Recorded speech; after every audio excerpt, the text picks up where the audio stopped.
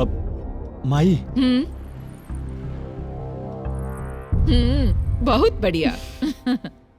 तो उससे कुछ बात करे के चाहता नहीं। बोला। अब बोली। अब वो तो छोटकी बतोहिया के ना सरकारी नौकरी लाग गई बा।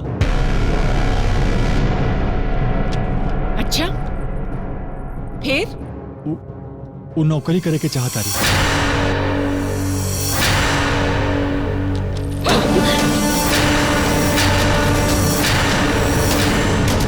घर से निकल के नौकरी करे के चाहता रही। ये बात उठावे के तोहार हिम्मत कैसे भइल? देखी माँ जी, इमे दिक्कत का बा? ए, जबान लड़ावे के कोशिश मत करा। एमे दिक्कत ये बा कि ई नौकरी कैला से हमरा दिक्कत बा। लेकिन माँ जी, हम ही नौकरी पावे खातिर बहुत मेहनत कइले बानी। बचपन से हमारे एक एगो सपना रहे। प्लीज माँ जी, हमार सपना पे पानी मत फेरो। आग लगा दो अपना सपना में।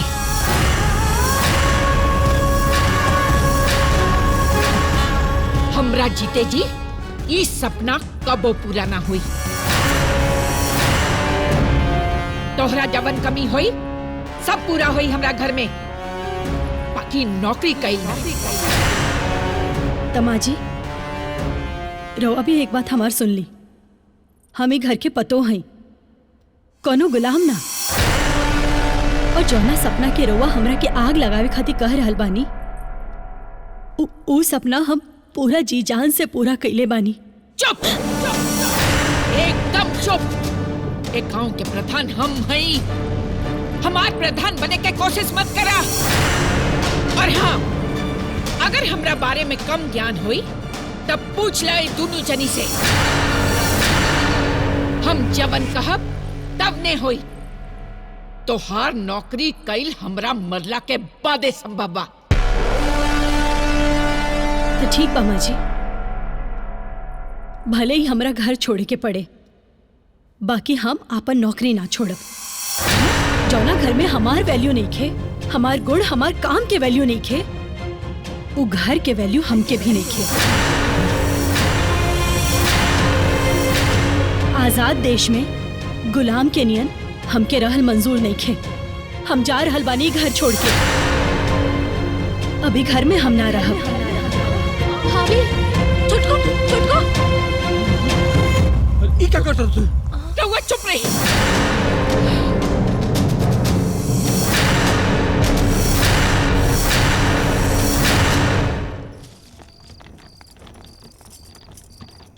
माँ,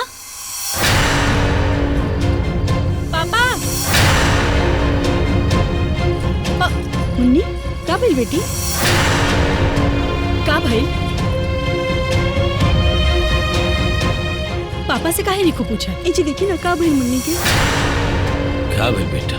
बतौले रहे तू हम तारा के लिया वक्त रही थी। पापा पहले ई बताई, रउआ हमरा सास के ई काहे नहीं की बतौले कि हम नौकरी की तैयारी कर रहल बानी और शादी के बाद भी नौकरी मिले पर हम काम करे? का भाई पापा, हमके जॉब मिल गई बा,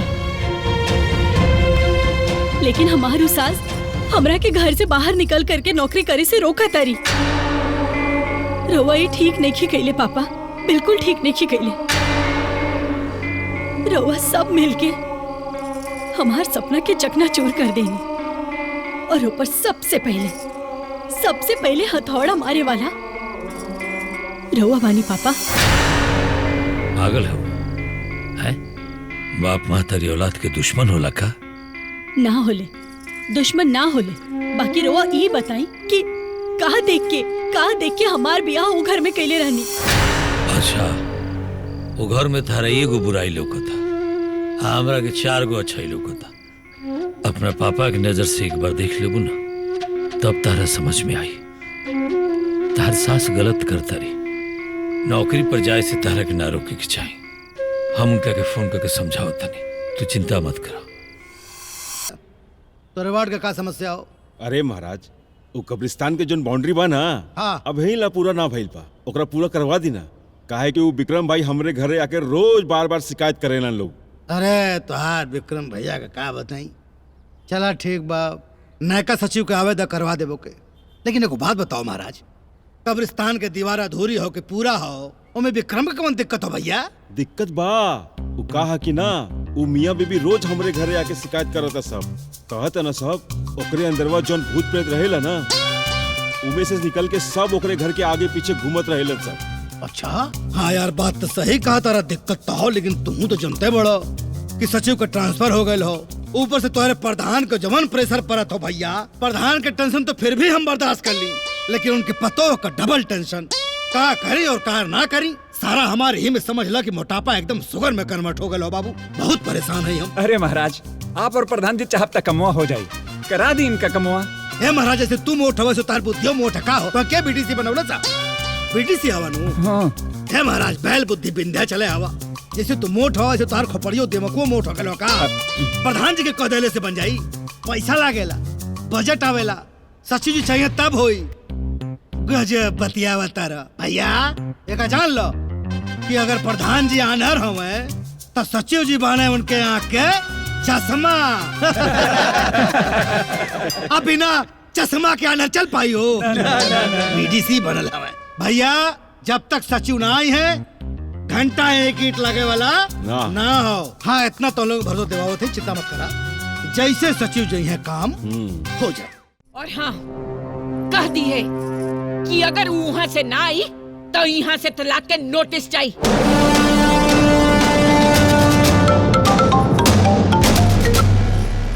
हाँ चिंतामणि जी। हाँ प्रधान जी नमस्ते। नमस्ते। ये कहत रहनी है कि नयका सचिव आ गए हमें। आप चाय पानी कराई, हम आ रहल बानी।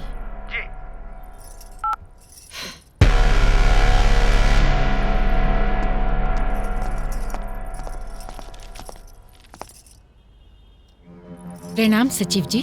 प्रणाम।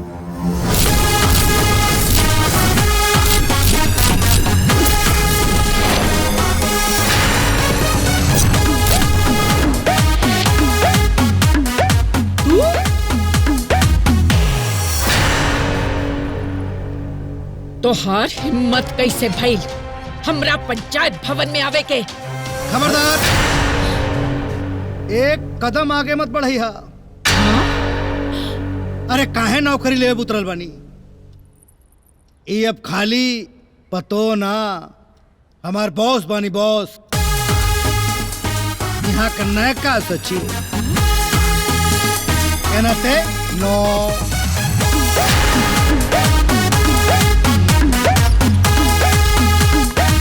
नमस्कार जी। प्रणाम, बैठी।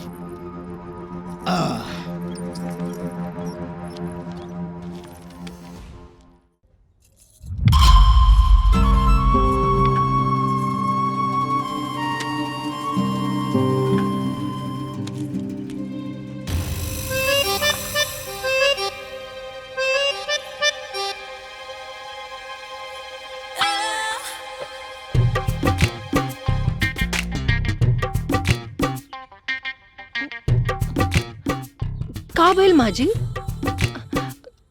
का देख रहल बानी? अरे ई चाय बा, जहर ना। रवा के एक लागेला ना, हमके 2 लागेला, शुगर फ्री।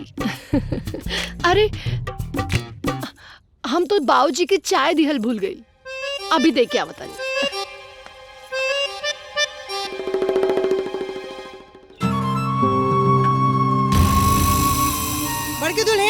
हाँ माँ जी। है ना? हाँ आवतनी। हाँ माँ जी। चाय पीता?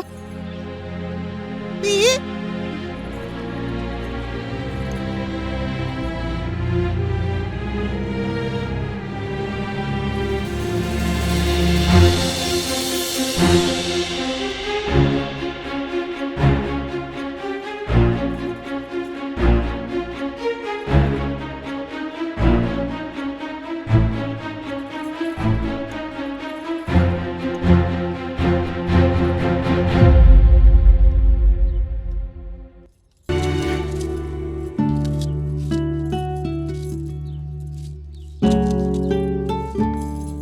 हाँ तो दीदी आज का बनाए के बाद? दीदी हाँ का भइल? का सोच रहल बाड़ू? कोनो चिंता, कोनो परेशानी? तोरा भैया जी के ट्रांसफर हो गई हा, ऊ दिल्ली जात बाड़न। और तू और मुन्नी? इतना से बात से हमारी दीदी उदास बाड़ी। रवा चिंता मत करी, हम बानी ना, हम कुछ करब। चला हंसी अब। एगो रहली अकेला फुआ आ दोसर उतर गईली कुतरी नानी आ दुन्नु जानी के बतकई कहाँ होखे त घुस गईली चुहानी। अरे रसोई घर काम करे खातिर होला, बतकही करे खातिर ना। और आज के बाद दुन्नु जानी एक साथे रसोई घर में ना रहबू, ओकर जरूरत नहीं खे। माँ जी, अतना आदमी के खाना अकेले कैसे हमनी से हुई? हम तो कहता नहीं कि बर्तन माजे खातिर एगो काम वाली बाई रखे के चाहिए। खाए वाली कम बाड़ू लोगी कि काम करे वाली रखई है सा? दुन्नु जानी मिल के साथ सवेरे के काम बांट ला लोगी। ठीक बा, बाकी दोपहरिया और रात में का होई? केकरा के बटाई काम? केकरा में बटाई का मतलब? मतलब ई के खाए वाला 4 लोग और बनाए वाले 2, तो काम तो बांटे के पड़ी और बटाई सब में बराबर। एगो काम करतानी, घर के झाड़ू पोछा कपड़ा बर्तन ई कुल रवा दोनों लोग कर ली, बाकी 4 वक्त की खाना पीना हमनी लोग देख ले, है ना? आही रे माई, ए तू अपना सास से काम करवाइबू हो? काहे? सासे नो आयल रहनी काम बांटे खातिर आधा आधा, तो बस काम बांट देनी ही राधा। देखी, काम बांटे के आदेश सास के रहे, काम केकरा के और कितना बटाई ऊ पतो हो बांट देनी।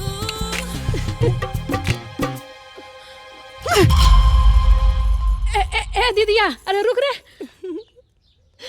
अरे केकरा के फोन करता रो? पापा के। अब एजा की शिकायत पापा से करबू? शिकायत ना, सिफारिश। केकर? अच्छा दीदी, भैया कौने बैंक में बाड़े? का? हाँ पापा प्रणाम, सब ठीक बा ना? अच्छा पापा सुनी ना, हम का कहता नहीं कि राउर फाइनेंस मिनिस्ट्री में पैरवी बा ना, तो हमारे को काम करवा दी। सुरेंदर! हाँ हम आई। देखा लोगिन तू लोग, इस घर में का चलता? और सालों से हमार कईल धइल पर पानी फेरल जाता। 2 दिन के आइल बहुरिया अपन राजपाट चलावे के चाहतिया, अपना मन के करे के चाहतिया, काम काज के बंटवारा होता।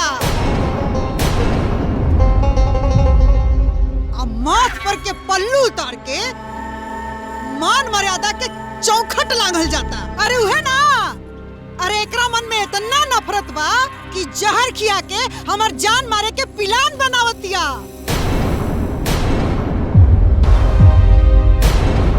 अब कान खोल के सुन ला तू लोग, या तो घर में जानकी देवी रही है या तो राधा रानी।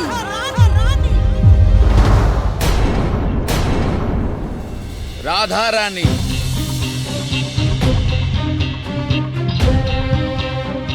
कॉन्ट्रैक्ट पेपर के हिसाब से राधा रानी के घर से केहू नइखे निकाल सकत। पारंपरिक अधिकार के साथ साथ राधा रानी के घर पे कानूनी हक भी बा। तो कौन कौन कानूनी हक बा और कौन कौन अधिकार बा राधा रानी के घर पे, हम रउआ सब लोगन के बता देवे के चाहतनी, जौना ई कानूनी कागज में लिखल भी बा। और हाँ, ई कानूनी कागज पे रउआ सब लोगन के तरफ से जानकी देवी साइन कैले बाड़ी।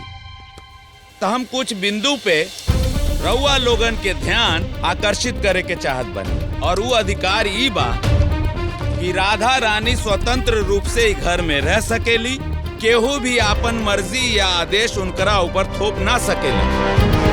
घर में पहला और अंतिम फैसला के अधिकार राधा रानी के हो। अगर उनकर फैसला के खिलाफत कोई भी सदस्य कैलस तो मुआवजा के तौर पे 1,25,00,000 रुपया जानकी देवी के अदा करे के पड़ी।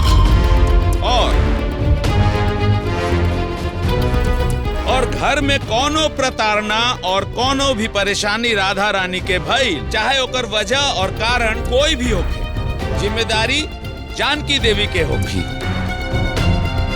और उनकरा ऊपर कानूनी कार्रवाई भी हो सकेला। मतलब ई भइल कि मुआवजा के साथे साथे जेल भी हो सकेला। ई तो रहल घर के अंदर के बात। अब मुख्य बात ई बा कि राधा रानी के साथ घर या बाहर कहीं भी जौन भी अच्छा या बुरा होई, ओकर जिम्मेदारी सिर्फ और सिर्फ जानकी देवी के होगी।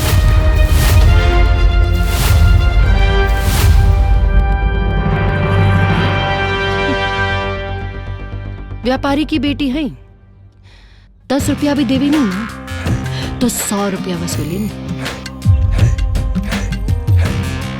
आज से ये घर में हम अपना मर्जी से जिए और राउर मर्जी चले ना दे। काहे कि रउआ हमरा से कोनो रिश्ता तो जोड़ले नहीं की। रउआ तो हमरा साथे सौदा कैले बानी, वो पूरा 1 करोड़ रुपया के। तो ऐसे हम राउर खाली बहू तो नहीं की।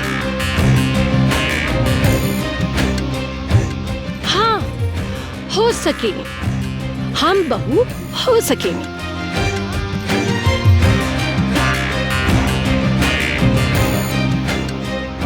1 करोड़ के बहू।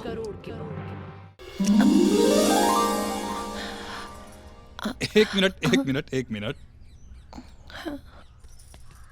का भइल? आज तारा के लिपस्टिक हम लगाई। ना रवा ठीक से लगा ना पाई। चैलेंज मत दा हमरा के। हम तोहरों से बढ़िया तारा के लिपस्टिक लगा के दिखाई। अच्छा हाँ ठीक, ली दो फिर आओ।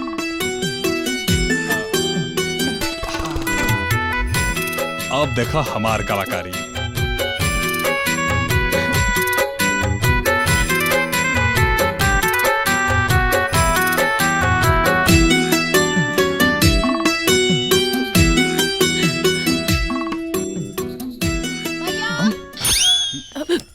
भैया हाँ गुंजन, माई कहली है कि तोहके ननिहाल जाए के बाद नानी के साड़ी पहनावे खातिर। ननिहाल? हाँ ननिहाल। बाद में ई ना कही कि रास्ता याद नहीं खे। अरे यहाँ तो नानी के घर जाए के बा, तो यहाँ ऐसे काहे कहीं? भाभी तोहरा के पता नहीं के भैया के ननिहाल गईले 9 साल हो गईल बा। 9 साल? हाँ। अरे ना। अरे वो सब तो छोड़ा भाभी, जब से नौकरी लागल बा तब से आज पहला बार 1 महीना खातिर छुट्टी ले ले बाड़े। उहो कब? जब ब्याह भइल बा तब। सच्ची? इससे पहले रहुआ आवत ना रहनी है का? ई पागल हियो, आवत ना रही पहले। हाँ आवत रहला मात्र 2 दिन खातिर, ओकरा बाद चल जात रहला। ई सब छोड़ा भाभी। भैया याद रखिया ननिहाल जाए के बा। हाँ ठीक बा, याद रही। हाँ। परदादी हमार याद रही। सच्ची? रहुआ 1 महीने की छुट्टी लेके आयल बानी? ना हो 2 महीना खातिर। आ तू कहबू तो 1 महीना और ही बढ़ा दे। ठीक बा, बढ़ा दी। बढ़ा दे। ए दीदी एगो चीज देखनी हो का?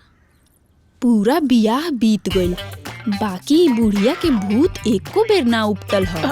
चाहे तो शांत रहे तो बुढ़िया के ऐसे ही हमने के खोपड़ी लगा कर रख ले रहे।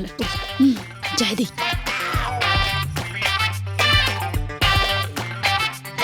सुरेश बाबू के भाई, अरे कहाँ बानी जी? ए दीदी घर में बानी का?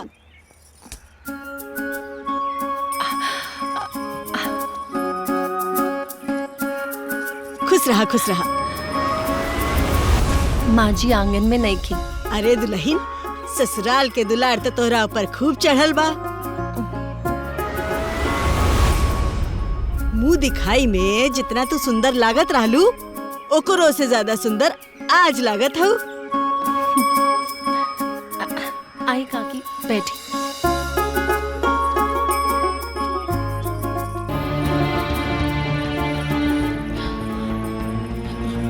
बैठी। अरे बाप रे, चली दीदी चली। खुश रहा खुश रहा खुश रहा खुश रहा खुश रहा। दीदी ई माजी के हाँ मुंह ढाक लो ना तो। अरे यहाँ के सोझा तो हमने के आज तक लोई बना कर तू बतिया तो छटकी अंदर जो। हम कहता नहीं अंदर जो। चलो चलो। छटकी छटकी। हाँ हाँ माँ जी। नौनी मई बनल बड़ तू हैं? ओकरा पतो के एगो बेटा हो गई, ओकरा बावजूद आज ले ओकरा हम शकल नहीं के देखले। और तोहरा एले अभी 6 महीना भी नहीं के भइल और तू अंगना में खड़ा होके बतियावता रू। गांव भर का काम के बनल बड़ तू। ना माँ जी हम एजा बैठल रहनी और उ आ गई नहीं तो हम बतियावे। अच्छा अंगना में बतियावत रहलू हा तो दुआरी पे चल गल रह तू। सड़की पे जाके नाच ले रह तू कहे से कि हमार सास बन के जानल बाड़ू तू हैं? ये संस्कार सिखा के भेजले बा तोर भाई बाप। गलती हो गई माँ जी। चुप। गांव में नाच के माँ जी गलती हो गई। एक बात याद रखिया, ये हमार घर है और यहाँ हमारा हिसाब से रह के पड़ला, अना तो झोटा खींच के बाहर याद है। और तू लोग हो कौने दादा के मजलिस में बीजे रहलू हा कि नहीं की पतो के यहाँ अंगना में खड़ा होके केहू से बतियाओ के पड़ल हा? होश में रहो लोग, होश में। भाग से भाग से भाग।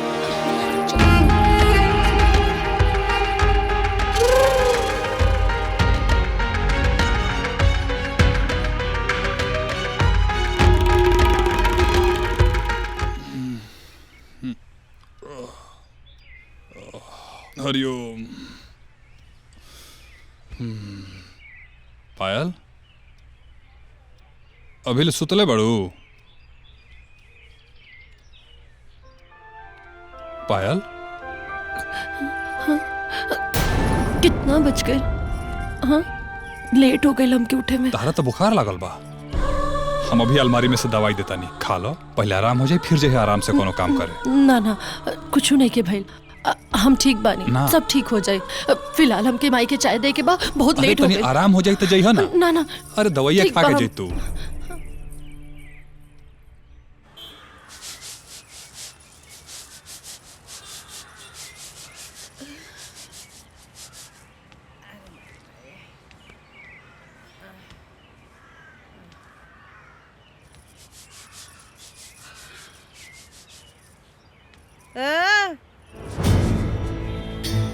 सुतल है गेहुआ फटकाई। हालिया यहाँ चला। गेहुआ देवे के बाद न पीसे के दुकानी पर।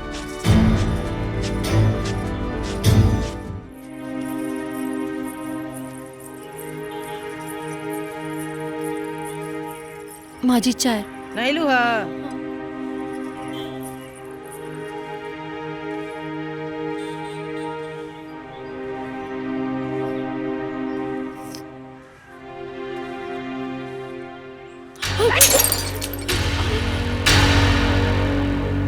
राम हो राम, करे पूरा खेते का आदि डाल दे बड़ करे में।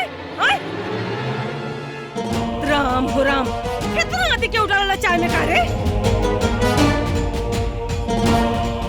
अरे भगवान, कुल का कुल दुश्मन बाड़ी सो। ये बच्चिया ऐसे बढ़िया हमरा के माहुर पिया देले रह तू हैं? तो हम खा के झंझटे खत्म हो जा। गलती हो गई माँ जी, अभी हम दूसर चाय बना के लेके आवा तानी। तोहरा हाथे का दूसर चाय पिए से बढ़िया बा बचिया कि हमरा के माहूर देता। काहे से कि हम तोहनी के नहीं खी सोहाग बुझाइल। खूब बुझतानी तोहनी का हम प्लानिंग भीतर भीतर तीनों प्लानिंग करत रसो कि बुढ़िया के न बढ़िया खाए के देवे के न बढ़िया पिए के देवे के, तो खाई पी नहीं छनन छनन करी ऐसा ही कह के एक दिन मर जाई। आय ये न चाहता रसो कुंजनवा का भाई माई? अरे तोरे के मुंहवा दिखावे में लाज लगता रहा क्यों रे से घोटा बतारी है ने आप।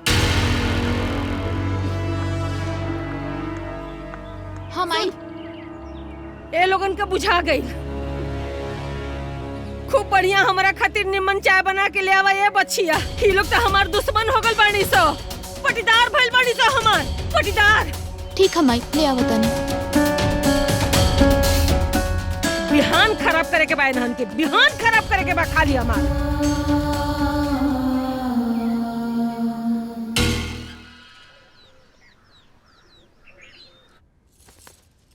अरे शांति जी, अरे मुंह मीठा उठा कर बू काहे? सारा बड़न हमार तार भाई। हाँ टिप्पू।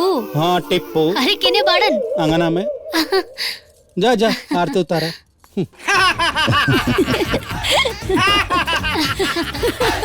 जहाँ बाबू रहुए जे बानी से कमाले बानी। अरे तो सही तो कह रहल बानी। अब ऐसे बड़का बात का होई कि तू अपना बहन खातिर है लौकी लेके आयल बड़ा। ए जी ई लौकी कोल्हा मत देखी। हाँ ये एगो भाई की तरफ से अपन बहन खातिर सप्रेम भेंट है। सुनी अपनी बहन के छोड़ के दुश्मन के बहन के सप्रेम भेंट देता, कुत्ता कमीना कहीं के। बड़ा भारी भरकम भेंट बा। अब जौन सामने पड़ल बा ओके चाबी। हाँ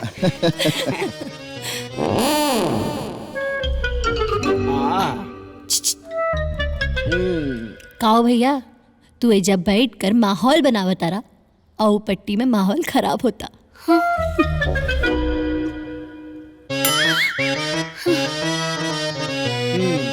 ए बहन, हमरा कोनो फर्क न पड़ेला। हमरा खातिर सब एक समान बा। हमरा तो यही में विश्वास बा, सबके हाथ सबके विकास। टुक टुक।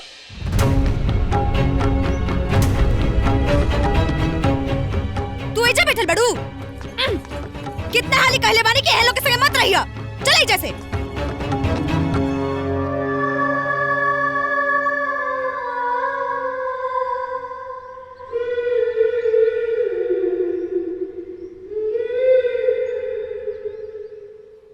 ए मदन, ए मदन, रंजन, ए रोहित, अरे आवा बेटा, आंगनवा में आवा लोगन।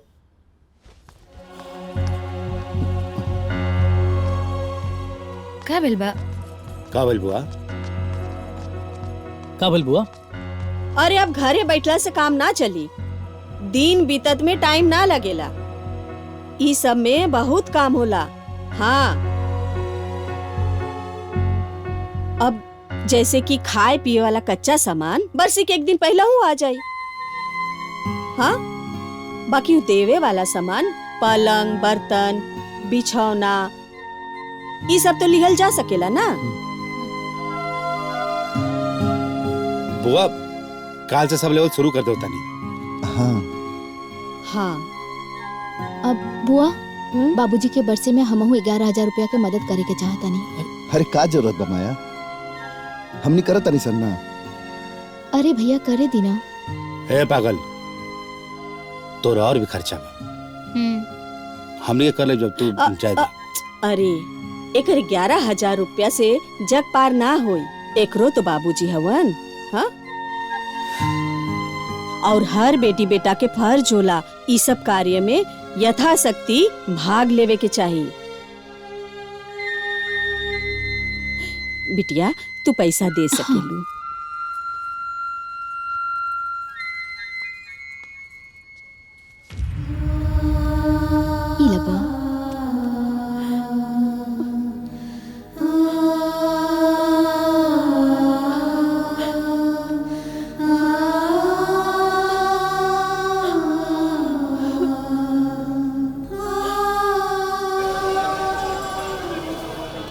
बरसिया में कपड़ा देवे बना हल्का फुल्का चली।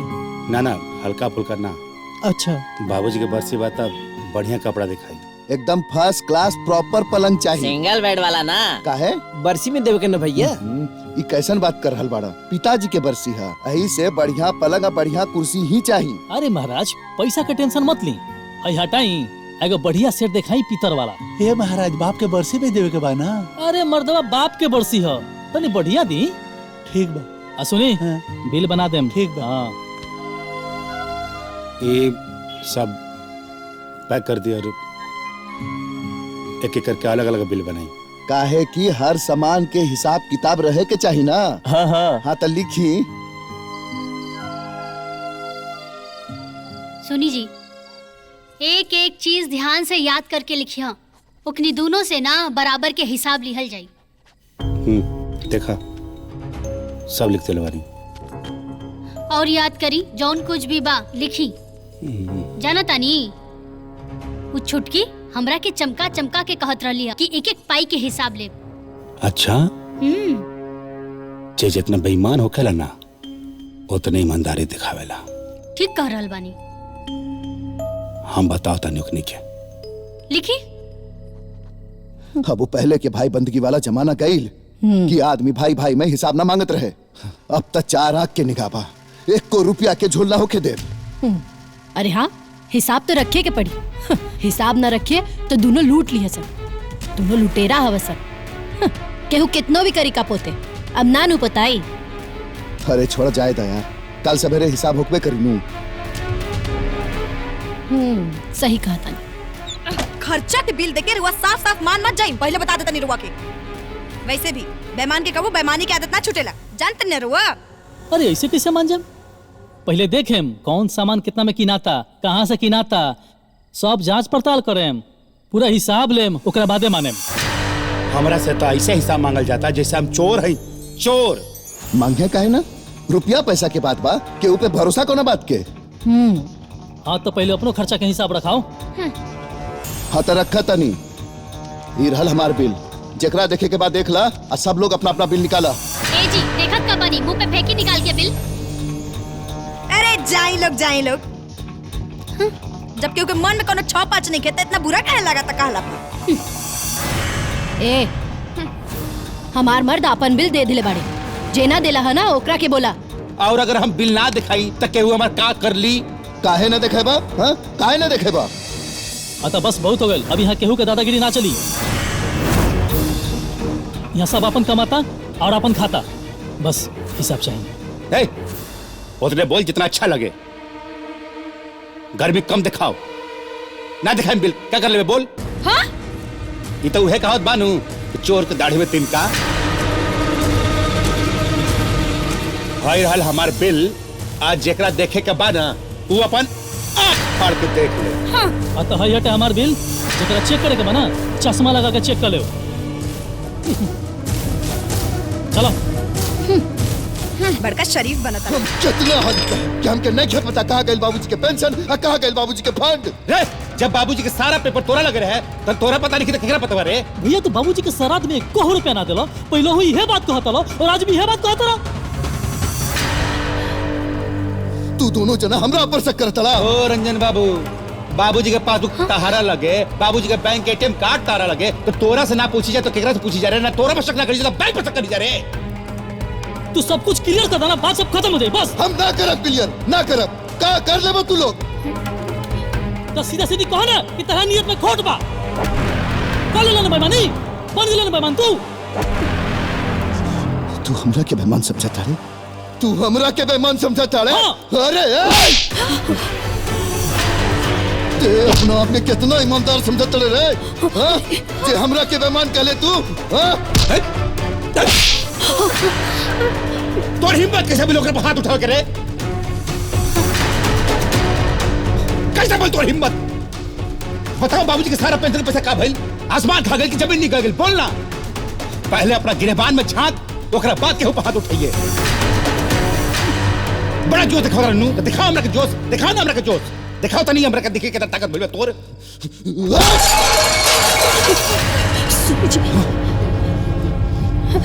जो जो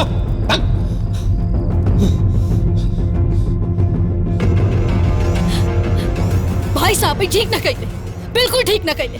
रवा बच्चा न है कि हाथ उठा देनी। हाँ, केहू के गिरेवान में झाके से पहले आपन गिरेवान में झाक के देखे के चाहिए। अरे लोगन की खाली दूसरा की गलती लौकेला, आपन नानू लौकी। अब बस बहुत हो गई, अब कल सब के सब गलती उजागर हुई। हाँ सही कहा तानी रवा, करिए के पड़ी।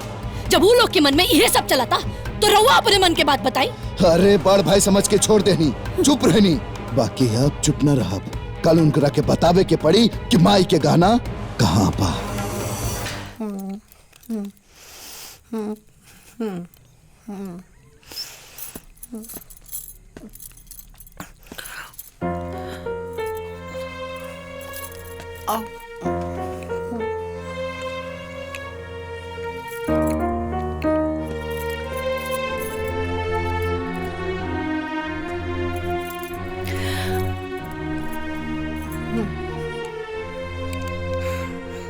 खाना कैसन बनल बा सिद्धि? बढ़िया बा।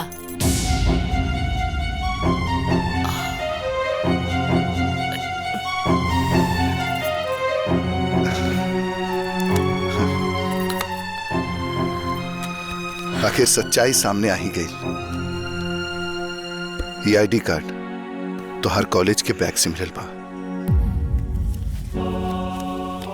हमार रिद्धि लेफ्टी न रहे, वो मॉडर्न भी न रहे। अरे ओकरा में तो एक अलग सादगी रहे। होकर बोल चाल उठे बैठे के तौर तरीका मतलब हर अंदाज अलग रहे। हमरा तो उहे दिन पता चल गेल रहे जौना दिन तोहरा के हम गला मिले रहनी। तोहार बदन से परफ्यूम की खुशबू आवत रहे और हमार रिद्धि के परफ्यूम से एलर्जी रहे। कबो भी ना वो माथा पे बिंदी लगावल ना भुलावत रहे और तू आज भी बिंदी ना लगेले बाड़ू। उहे नैन नक्श, उहे सकल। तू के बाड़ू? तोहार मकसद का बात तू काहे खातिर रह जायल बाड़ू?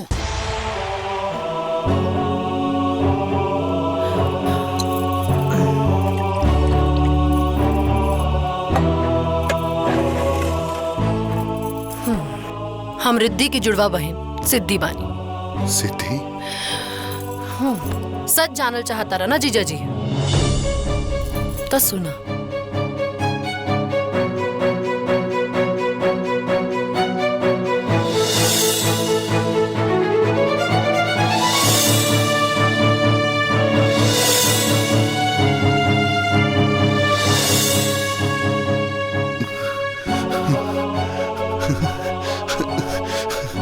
कहाँ बाड़ी हमारी रिद्धि?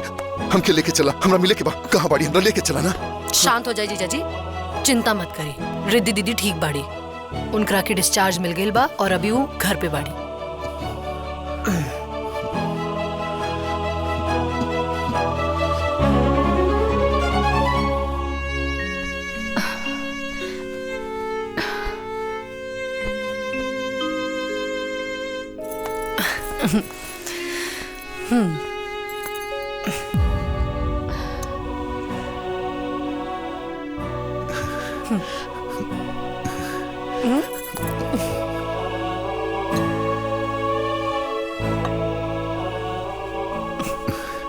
तू आराम करा, हम तोहरा खातिर कुछ खाए के लावतानी।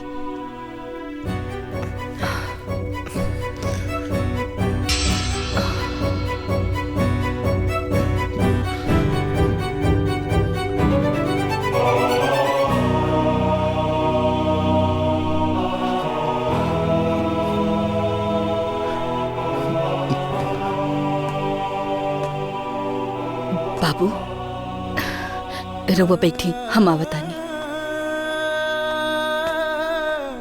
सिद्धि तू बैठा, हम पानी लेके आवतानी। ठीक बा माई।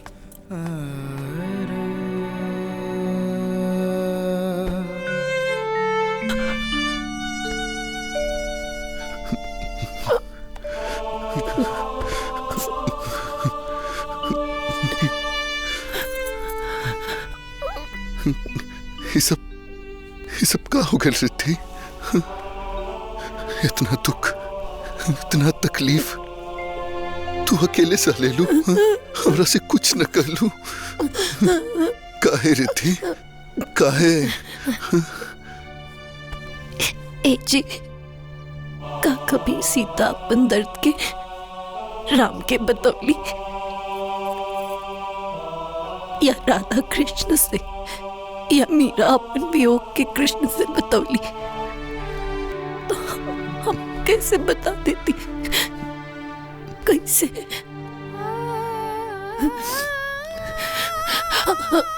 अब तोरा से हम एक पल भी दूर न रह पाई। चला हमरा साथे घरे चला। अभी ना जीजा जी, अभी बहुत काम बाकी बा।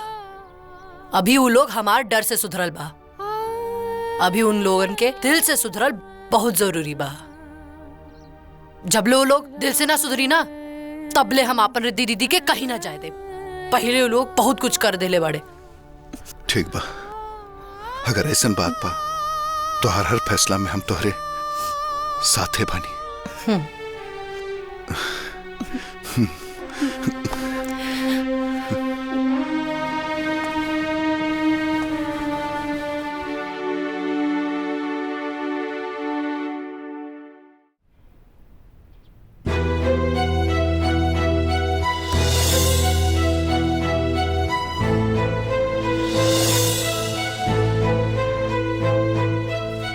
ई महीना साड़ी के सेल आधा हो गए।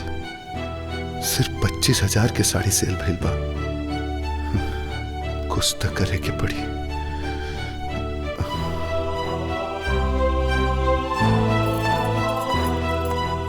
इली जीजा जी,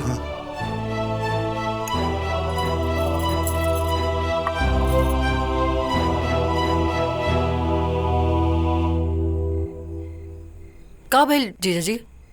कोनो टेंशन बा का? हरे बीच हम दुकान न गईनी, ध्यान न देनी त सेल आधा हो गइल बा। ऊपर से मार्केट में कंपटीशन बढ़ गइल बा। बगल में एक नया साड़ी के दुकान खुल गइल बा। समझ में नहीं आ रहल बा कि का करी। अरे टेंशन मत ली, हम बानी ना। पहले ई बतावा कि दुकान के नाम का हवे? नगीना साड़ी सेंटर माही के नाम पे रखले बनी। देखिए जीजा जी, बुरा ना माने भा, लेकिन ये नगीना फूलमती सब पुरनका नाम हो गइल बा। हाँ, अब ना कोनो नया ट्रेंडिंग नाम लावे के पड़ी, जैसे कस्टमर्स अट्रैक्ट होके। ट्रेंडिंग नाम? त तू ही कोनो नाम बतावा ना। हम? हाँ।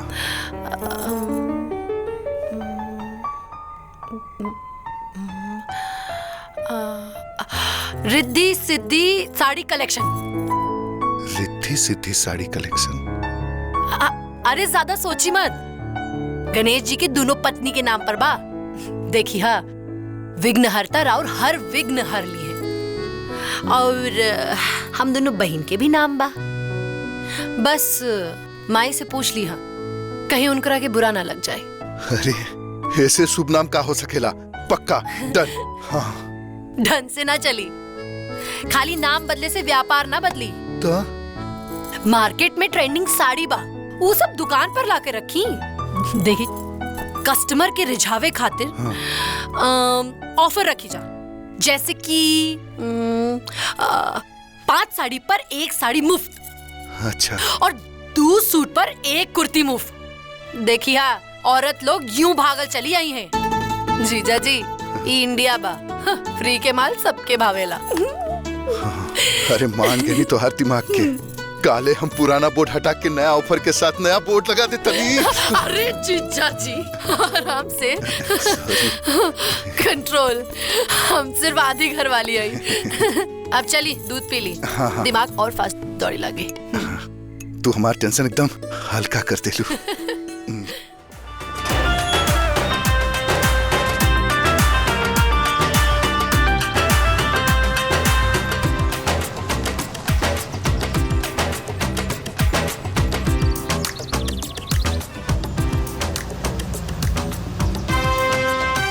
आइए अंदर चलिए।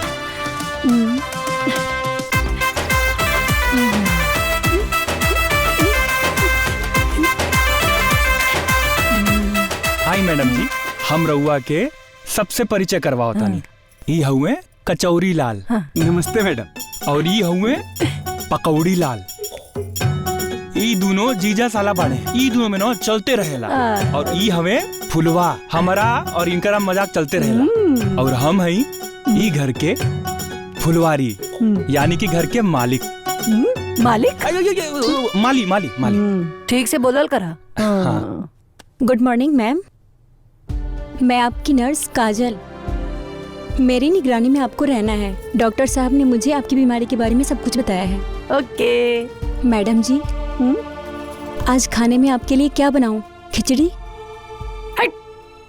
हमें जो खिचड़ी खाया अलमन का खाना आज होटल से आई। ऑर्डर नोट करा। ओके मैम। नोट करा। मटर पनीर, पुलाव। अरे ना ना ना, पुलाव ना, ठीक है। वेज बिरयानी, मटर पनीर, वेज बिरयानी और नान। नान बढ़िया, बिना बटर वाला नान। और ना डेजर्ट में आइसक्रीम के साथ एक केक भी।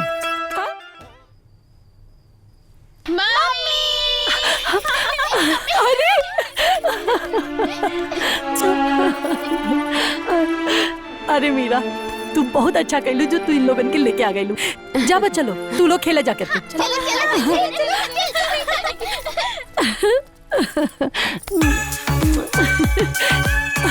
ऐसे ने अमीर लोग मिले ना।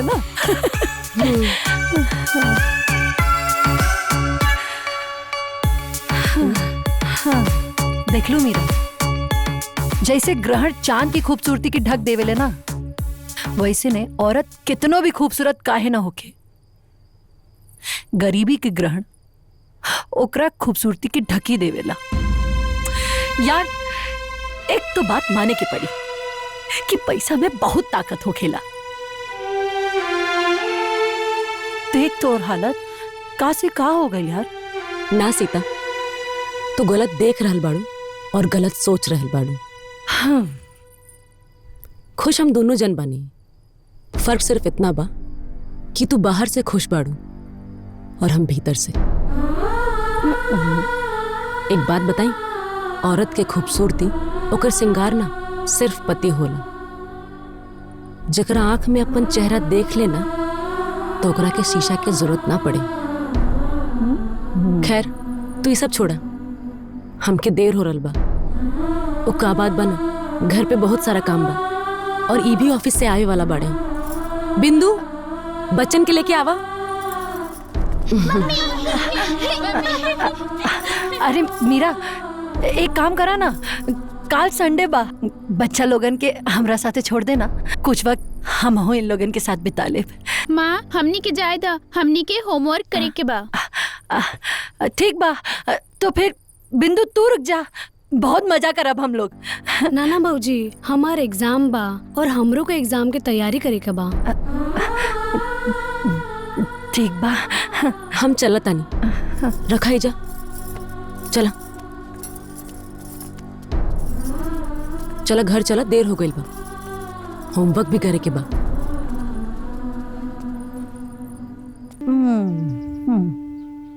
वाह।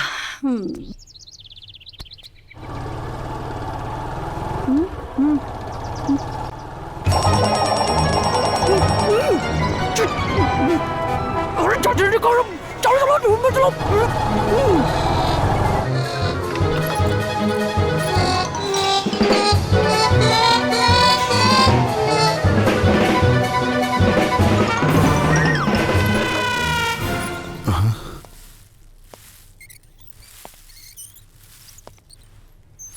अभी सीता की तबीयत कैसन बा? कंडीशन बहुत सीरियस है सर। वैसे आपकी पत्नी बहुत बहादुर है।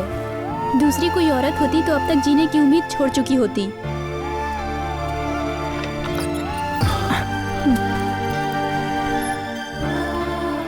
जी, घर पे सब कैसे बाड़े? सब बढ़िया बा, बस तू अपन ख्याल रखा, टेंशन एकदम मत ला। अचानक आकर के टेंशन दे देनी और कहता नहीं टेंशन मत ला। अब देखा फिर तू सोचे लगलू। ना जी ना, हम बस यह सोचत रहनिया कि रवा ना ऐसे अचानक मत आइल करी। आए से पहले एगो कॉल कर दियल करी ना। अरे हम हैजा पास से गुजरत रहनी, सोचनी कि तोरा से मिल के चल जाई। अब देखा ज्यादा बात कल ठीक नहीं है, तो क्या अभी आराम की जरूरत बा। हम बात में आए। हाँ? आराम से जाइए। हाँ हाँ ठीक बा। आई फल फ्रूट है लेके आल बानी, हम ऐजा रख देता नहीं। हाँ? हाँ। अपन ख्याल रखे। हाँ हाँ।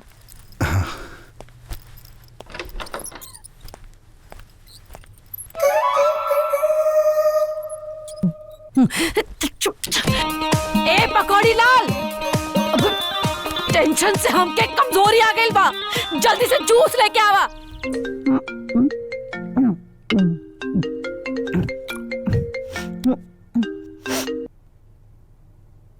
हाँ हेलो।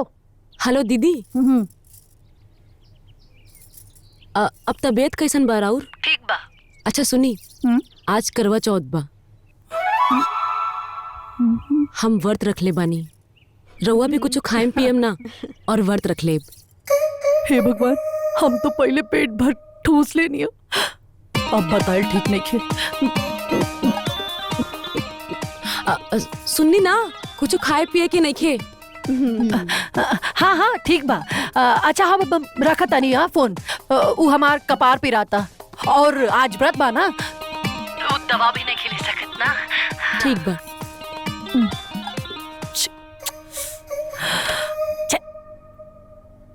रउआ आ गई नी, चली छत पे चलल जाओ, चांद निकल गई बा। सीता भी हर साल हमरा खातिर ऐसे ही करवा चौथ के व्रत रखत रहली। काहे ना वहीजा चल के तू दोनों एक साथ करवा चौथ के व्रत तोड़ा। हाँ रउआ ठीक कहत बानी। हाँ यही बहाने दीदी से मुलाकात भी हो जाई। चली चल जाओ।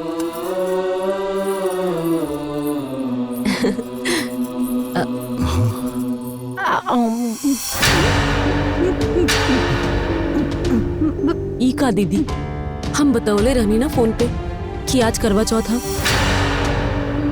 तो फिर भी सब। अरे हमार मन तो बहुत रहे व्रत रखे के, लेकिन हमके नर्स मना कले रहनी, कल की राउर तबियत खराब बा, रवा के दवा खाए के बा, है ना? कल रहलू ना पता। हाँ, मैंने ही मना किया था इनको व्रत रखने के लिए, इनके सेहत के लिए ये सब अच्छा नहीं है। अच्छा कोनो बात ना, अरे मीरा रख ले बाड़ी ना, कोनो बात ना। अच्छा अच्छा चला, तोरे लोग ऊपर जा, चांद निकल आइल बा, हम आवा तानी। हाँ चल चला।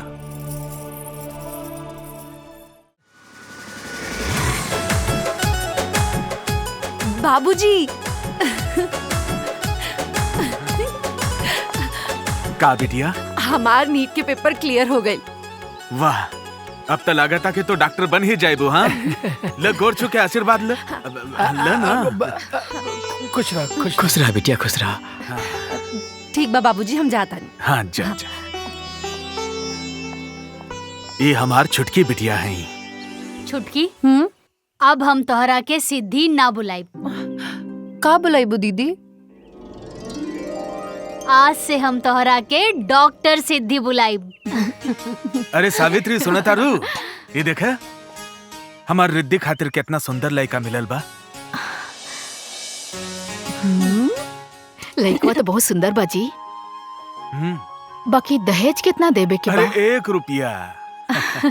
हाँ, हाँ। 1 रुपया। लोग सच कहेला कि लड़की अपना भाग्य से जिएली। ए जी, हमरा बेटी के कितना अच्छा घर भर मिल गई। अरे माँ, हमार दीदी भी ना लाखों में ना करोड़ों में एक बाड़ी है ना दीदी। अरे लाई जीजा जी की फोटो तनी दीदी को भी तो दिखा दी। अरे ना ना, हमरा के कोनो फोटो तो नहीं देखे के। अरे ले गहिल शर्मा के। अच्छा उ लड़का के घर कहाँ बा? अरे वो समरपुर वाले दीनदयाल जी नहीं खन, हाँ। उन्हीं का लड़का है ओमकार। अच्छा। 4 गांव में खेती बाड़ी होला। अरे जमींदार परिवार है।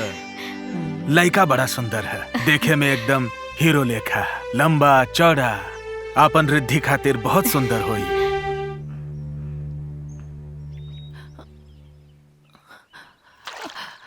ए दीदी का भइल तू एजा और आंसू कैसन?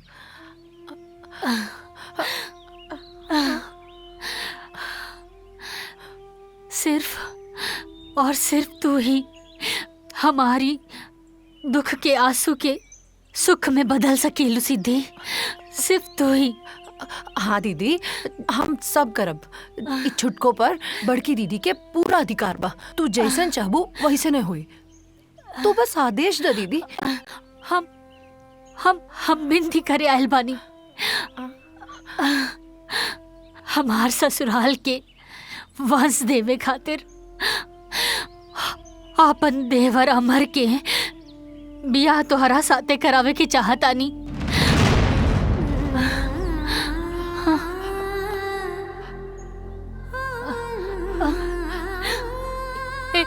ए सिद्धि सिद्धि सिद्धि सुना, हम जाना तानी कि हमार देवर से केहू भी पढ़ल लिखल लड़की ब्याह करे खातिर तैयार ना होखी, लेकिन आज ही बड़की दीदी अपन छोट बहन के सामने अपन आचर फैला के सौगात के भीख मांगतिया।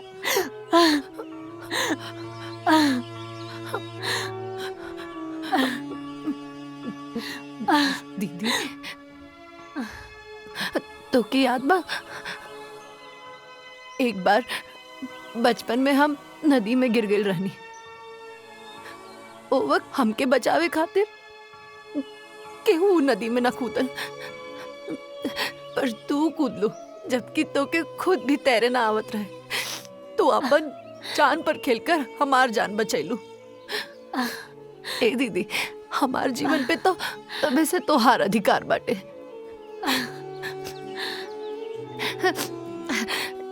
तू जहाँ कहबू वहाँ हम ब्याह करब।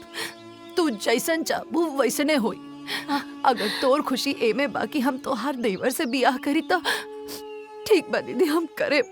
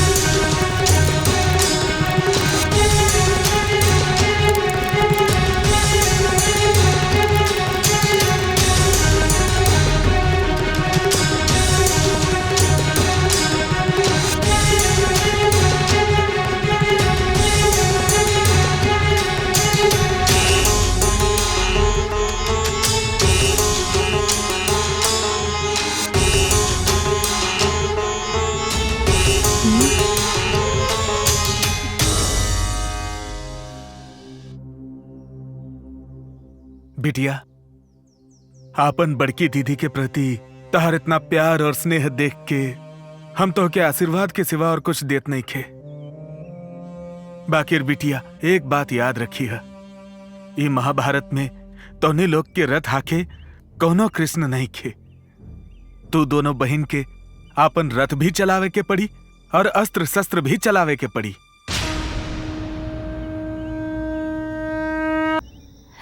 ये रिश्ता भी कितना अजीब होला। पहले हमनी के छुटकी दीदी या बड़की दीदी रहनी जा, और देखा आज देवरानी जेठानी बन गई नी जा। हाँ दीदी, लेकिन दीदी रिश्ता चाहे कोनो भी होके, हर रिश्ता के एक एगो शर्त होला, सम्मान। जौना रिश्ता में सम्मान न होला वो रिश्ता सही मायने में रिश्ता ना होला। बाकी हम राउर इज्जत पहले से भी ज्यादा अब करेनी। अरे हमार छुटकी तो डॉक्टरी के साथ साथ बहुत समझदार भी हो गई बिया। ए छुटकी, अब घर के हर खुशी ना तोहरा ही भरोसे बा, और बड़की दीदी होके के नाते हम बस इतना ही कहब कि पति कैसन भी होखे, पति परमेश्वर होला। अच्छा दीदी, हम तो बताए भूल गई नहीं, हम इनकर मेडिकल रिपोर्ट्स देखनी हो। इनका ठीक होके के चांसेस बा। एक दिन ये पूरा तरीके से ठीक हो जाए। हम देखा तानी कि अमर केने बाड़े।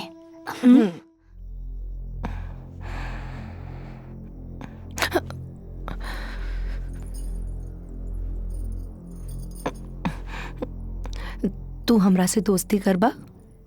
पहले तो ये बतावा कि हम तारा से दोस्ती करब तो तू हमरा संगे खेलबो? हाँ। अब हमनी के दोस्ती हो गइल बा, अब हमरा संगे चिड़िया उड़ कौवा उड़ खेला। ठीक बा।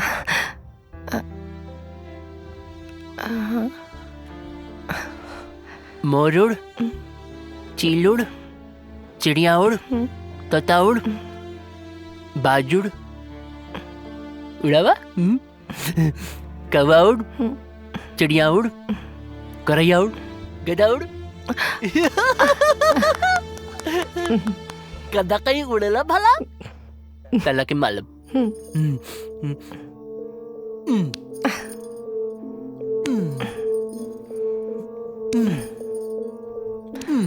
हम दुनिया की पहली औरत हैं जेकर पति सुहाग रात की सेज पर चिड़िया उड़ कौवा उड़ खेला था। मरी? आपन पसंदीदा फिल्म देखे खातिर डाउनलोड करी दंगल प्ले ऐप।